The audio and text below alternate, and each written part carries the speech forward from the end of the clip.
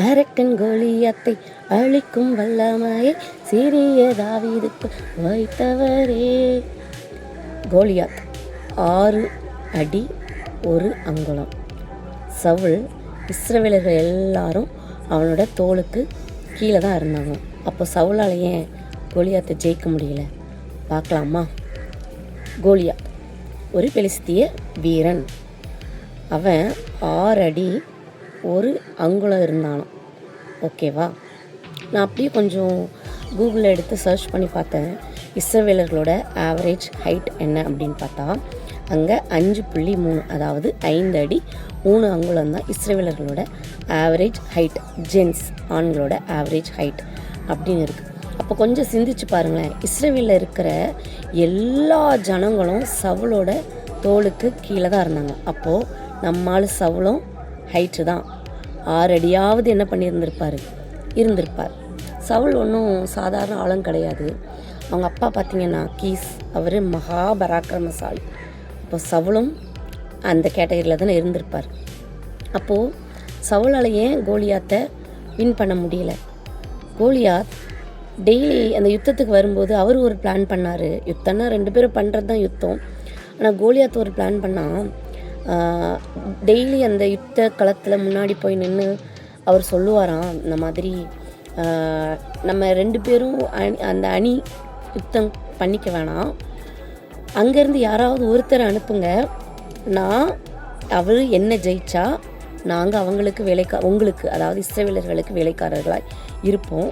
அதுவே நாங்கள் ஜெயிச்சிட்டா நீங்கள் எல்லாரும் எங்களுக்கு வேலைக்காரர்களாக இருக்கணும் அப்படின்னு சொல்லிட்டு பெலிஸ்தியன் சொல்கிறேன். இது ஒரு நல்ல ஐடியா தானே. 2 பக்கமும் போர் புரிஞ்சு நிறைய உயிர் போகிறதுக்கு ஒரே ஒருத்தர், கரெக்டு தானே? அப்போது இப்படி பெலிஸ்தியர் சொல்லும் பொழுது இஸ்ரவேல் ஜனங்கள், சவுல் அதை கேட்டு கலங்கினார்களாம். பார்த்தீங்களா? யாராக இருந்தாலும் அப்படி தானே. நம்மளை வந்து உன்னை அழிச்சிருவேன், மிதிச்சிருவேன், வெட்டிடுவேன், குத்திடுவேன் அப்படின்னு சொன்னால் கலங்க தானே செய்வோம். அதே மாதிரி தான் சவுலும் கலங்கினார்.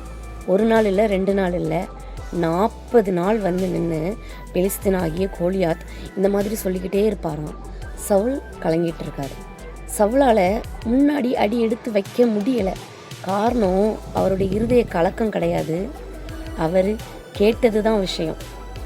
பெலிஸ்தியன் வந்து நின்று பேசுகிறான்.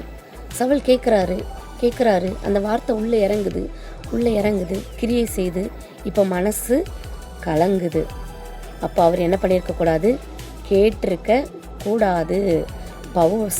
சவுல் பெலிஸ்தியன் வந்து இந்த மாதிரி ஒரு அறிவிப்பு கொடுக்கும்போதே துணிஞ்சி இறங்கி அடிச்சிருந்தா சவுல் அன்னைக்கு கோலியாத்தை என்ன பண்ணியிருப்பார்? வின் பண்ணியிருப்பார். கிட்டத்தட்ட 2 பேரும் சேம் ஹைட்டு தான். சவுலும் பராக்கிரமசாலி தான். ஆனால் அவரால் ஜெயிக்க முடியல. காரணம் 40, 1 நாள் இல்லை, 2 நாள் இல்லை, 3 நாள் இல்லை, 4 நாள் இல்லை, 40 நாள் அவன் சொன்னதை கேட்டு அவருடைய இருதயனை அடிக்க அம்மி கூட நகரம்ல. அதே மாதிரி அவர் என்ன பண்ணிட்டாரு? கலங்கி. ஆனால் நம்மால் தாவீது இருக்கார்ல, அவரை இப்படியும் சொல்லலாம்.